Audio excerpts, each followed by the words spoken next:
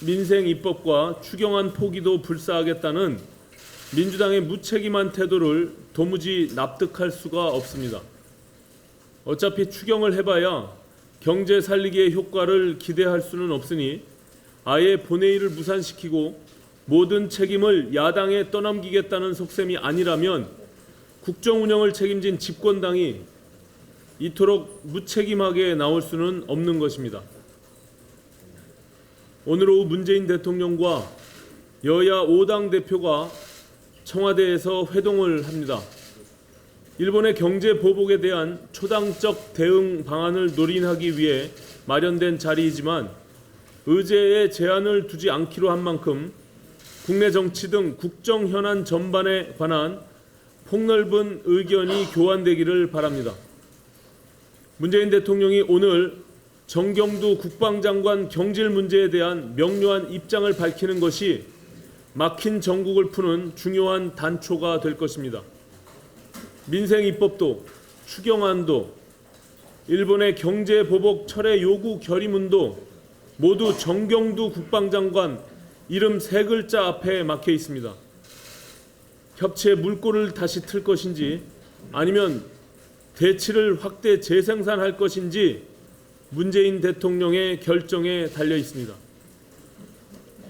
민주노총이 내년도 최저임금 결정에 불복해서 끝내 총파업을 강행했습니다.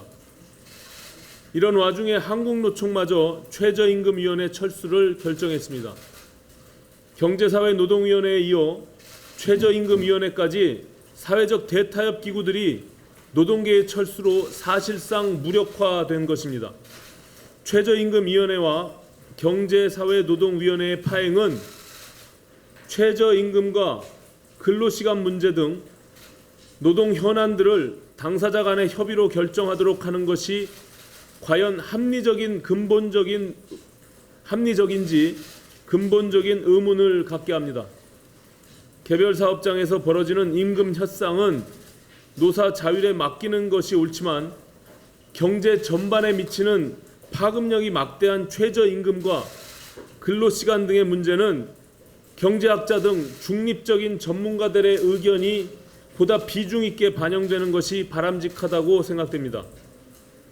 최저임금과 근로시간제뿐만 아니라 노동시장 이중구조 개선 방안 마련 등을 위해 경제 혁신을 위한 피해갈 수 없는 중요한 노동 현안들이 산적해 있습니다.